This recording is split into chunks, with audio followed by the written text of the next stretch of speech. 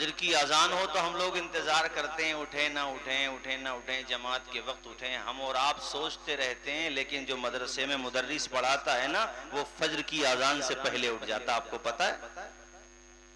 आपकी मस्जिद में तलबा पढ़ते हैं, इमाम पहले उठ जाता है, और वो छोटे छोटे नन्हे नन्हे बच्चे, रात में आप सो रहे हैं, वो बच्चे उठ के कुरान की तिलावत कर रहे हैं। आप क्या समझते हैं कि आपकी फसलों में जो बरकत आ रही है वो आपकी वजह से हो सकता है, मगर ज्यादा गालिब गुमान ये है कि ये जो फसलों में बरकत मिलती है इन्हीं फर्जंदाने मदारिस की वजह से मिलती है, जो तहज्जुद के वक्त में उठ करके कुरान पाक की आयतों की ज़रबे लगाते हैं। मेरे भाइयों, तुम सो रहे हो मगर वो रात में उठ करके कुरान मजीद की तिलावत कर रहे हैं। कितने खुशनसीब है वो जो इन बच्चों को खाना खिलाते हैं। अरे कोई मेरे मेहमान को खाना खिला दे, मेरी बस्ती में कोई मुझसे कहे कि भाई आपके मेहमान हमारे यहाँ खाना खा लें, तो मेरे दिल में उसकी इज्जत बढ़ जाती है कि भाई मेरे मेहमान को चाय पानी के लिए पूछ रहा, खाने के लिए पूछ रहा है। यार हम उससे इतनी मोहब्बत करते हैं तो तुम किसी आम मेहमान को नहीं, मेहमान रसूल को खाना खिला रहे हो। तुम किसी आम मेहमान के दूल्हा बनने पर नहीं आए हो, मेहमान आने रसूल के दूल्हा बनने पर आए हो। सुभान अल्लाह, कितना बुलंद मकाम हो जाता है तलबा का मेरे साथियों। वो कितने खुश नसीब हैं। क़यामत के दिन होगा ऐसा मंजर भी, आलिम जा रहे होंगे जन्नत में, कोई हाफिज साहब, कारी कुरान, आलिम दीन, पहचान लेंगे एक साहब, पहचानते नहीं, कहाँ लग तो रहा चेहरा देख के जाना पहचाना, कुछ तारुफ कराएं कि आप हमारे घर पे खाना तनावुल करते थे। सुभान अल्लाह। और आज हम मुसीबत में फंसे हुए हैं तो वो अल्लाह की बारगाह में अर्ज करेगा, या अल्लाह मेरे मौला, तूने जो मुझे शफाअत की, तूने जो मुझे मग़फ़िरत की दौलत से माला माल कर दिया, या अल्लाह अपने करम से इस भाई की भी मग़फ़िरत फरमा दे। ये मुझसे जो मोहब्बत रखता था किसी दुनियावी मकसद के लिए नहीं रखता था, तेरे दीन की मोहब्बत के लिए रखता था। और उसका नतीजा ये होगा कि अल्लाह ताला उसकी मग़फ़िरत फरमा दे। इसलिए जितने भी मदारिस हैं, मैं सिर्फ इस मदरसा हुज्जतुल इस्लाम की बात नहीं कर रहा हूँ, जितने भी मदारिस हैं सब की बात कर रहा हूँ, उनका तहफ़्फ़ुज़ ज़रूरी है, उनकी बक़ा ज़रूरी है। मेरे साथियों, वो मदरसे आबाद रहेंगे तो मस्जिदों की मीनारों से आज़ान की सदाएं बुलंद होती रहेंगी। आप जो है रमज़ान शरीफ में अइम्मा हजरात की शक्ल में, हुफ़्फ़ाज़ की शक्ल में कुरान शरीफ सुनते रहेंगे, तरावी की लज्जतों से महज़ूज़ होते रहेंगे। अगर ये मदारिस बाकी हैं तो उलमाए किराम की शक्ल में एक जमात है जो उम्मत की रहनुमाई करती रहेगी हमेशा। मेरे भाई, जब उलमा नहीं रहेंगे, और आज देख लो जहां जहां इल्म खत्म हो रहा है वहां कैसी बिदात और खुराफात और जहालतों का डेरा जमता चला जा रहा है, और जहां इल्म के उजाले हैं सुभान अल्लाह, वहां आप देखें बहारें ही बहारें नजर आती हैं। इसलिए मैं सिर्फ मदरसा हुज्जतुल इस्लाम के लिए नहीं बल्कि जितने भी मदारिस हैं, अल्लाह सलामत रखे हमारे कारी एहसान साहब को। मेरा तो दिल बाग बाग हो गया, पहली दफा आना हुआ।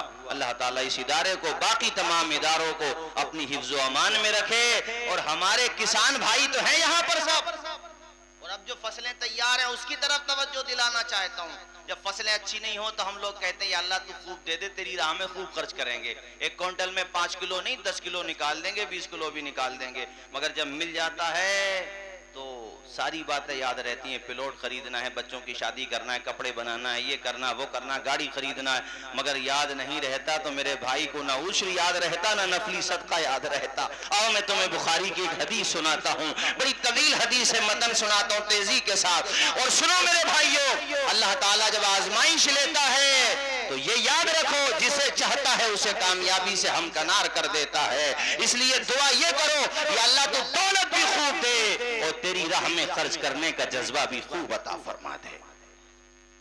ऐसी दौलत जिस पे लोग खुश हों और खर्च करने का जज्बा ना होना तो वो उसके लिए मुसीबत बनेगी क़यामत के दिन। 3 शख्स है मेरे भाइयों, एक वो जिसके पैदाइशी तौर पे बाल नहीं आए, एक कोड़ी है और एक नाबीना है, यानी अंधा जिसको हम लोग कहते हैं, उसको नाबीना कहना चाहिए। एक फरिश्ते को अल्लाह ताला ने भेजा, जो नाबीना था उसको एक बकरी दी और उसकी आंख पे फरिश्ते ने हाथ रखा तो अल्लाह ने उसको बीना कर दिया, उसको शिफा अता फरमा दी। वो देखने लगा और कहा ये बकरी है तेरे पास, अल्लाह ताला तुझे इसकी नस्ल में बरकत देगा। ये कह करके वो चला गया कोड़ी के पास, जो पैदाइशी तौर पे जिसके सर पे बाल नहीं थे उसके पास। उनमें से एक को गाय दी, एक को ऊंटनी दी और कहा तुझे बरकत दे अल्लाह ताला। अल्लाह की शान देखो, इतनी बरकत हुई, तीनों को जो तहाइफ मिले थे उससे इतनी बरकत हुई कि पूरे पूरे इलाकों के वो बड़े मालदार शुमार होने लगे। जिसको बकरी दी थी उसके रेवड़ के रेवड़ बकरियों के हो गए, दूध से भी आमदनी है और उसकी जो नस्ल है उससे भी आमदनी है। अल्लाह ताला ने उसे पूरे इलाके का सबसे ज्यादा मालदार बना दिया। और उन दोनों को भी, जिसको गाय दी और जिसको ऊंटनी, उनको भी अल्लाह ने खूब नवाजा। मगर होता है ना, जब होता नहीं है इंसान फिर तो बहुत याद करता है अल्लाह को, और जब हो जाता है तो भूल जाता है। अब इम्तिहान लेने के लिए अल्लाह ताला ने दोबारा भेजा।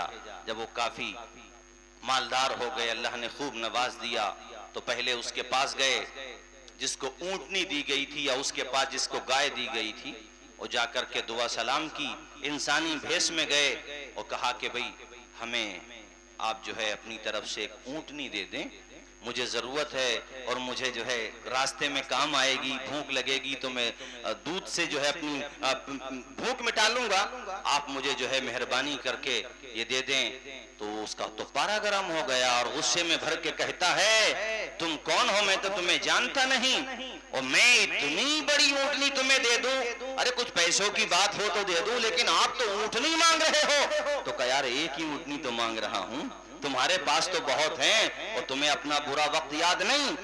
कब मेरा कौन सा बुरा वक्त, मेरी तो ये जायदाद सारी दादा लाई है। अरे मैं तो पहले से ही ऐसा हूं, यानी मैं तो पहले ही से इतना मालदार हूं। ये देख रहे हैं आप, इंसान को तरक्की मिलती है तो बुरे दिन भूल जाता है। तो मैं तो पहले ही से ही ऐसा हूं। अच्छा पहले से ही ऐसा, तुझे वो दिन याद नहीं जब तेरे पास कुछ नहीं था? का वो दिन था ही नहीं, याद तो तब हो जब हो। तो कहा अच्छा जनाबे वाला, ये इम्तिहान में नाकाम हुआ और ऐसा नाकाम हुआ कि जो था वो सब तनज़ुली की तरफ जाने लगा, तबाही की तरफ जाने लगा। फिर वो उसके पास गया जिसे गाय दी गई थी, उसने भी यही जवाब दिया।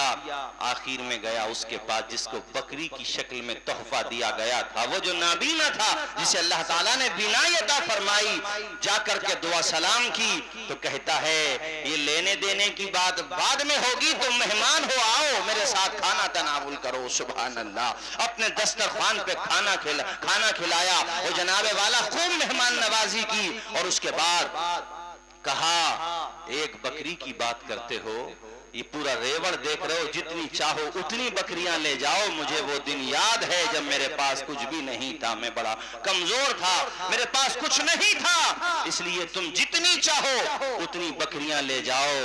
फरिश्ते ने कहा मैं ना खाना खाने आया था, उसने खाने के लिए कहा मगर उन्होंने मना कर दिया था। कहा ना मैं खाना खाने आया और ना ही मैं बकरियां लेने आया, मैं तो अल्लाह की तरफ से इम्तिहान लेने आया था। तेरे दोनों साथी इम्तिहान में तबाह हो बर्बाद हो गए, अल्लाह ने तुझे इम्तिहान में कामयाबी अता फरमा दी। हज़रत यही होता है आजकल, मदारिस के लिए आप चंदा लेने के लिए चले जाओ तो सब तो ऐसे नहीं है, सब ऐसे हो जाएंगे तो मदारिस कैसे चल रहे हैं भाइयों? सब तो नहीं है, मगर बाज ऐसे होते हैं घर में सो रहे हैं, फप्पिया रहे हैं, और बेचारा कोई आलिम चला गया, मुतवल्ली साहब चले गए, इंतजामिया में से कोई शख्स चला गया, तो अंदर से लेटे लेटे बच्चे से कह रहा है, बच्चा भी बच्चा होता, बाहर आके कहता हमारे अब्बा कह रहे हैं कि अब्बा घर पे नहीं है, अब्बा कह रहे हैं कि अब्बा घर पे नहीं है। और वो बच्चा बाहर आके सच बता देता है। मौलाना से झूठ बोल के बचा जा सकता है, लेकिन उससे कैसे बचोगे जिसने माँ के पेट में तुम्हें रोजी पहुंचाई, जिसने माँ के पेट में तुम्हें इंसान बनाया? कैसे बचोगे अल्लाह ताला से?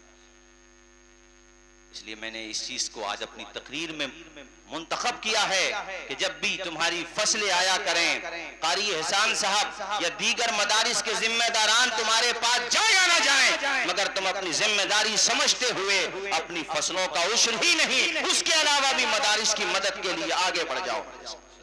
बेशक। और जब अल्लाह ताला अता फरमाता है आप अल्लाह की राह में खर्च करोगे तो इंशाअल्लाह उसका फ़ायदा आपको यकीनन मिलेगा।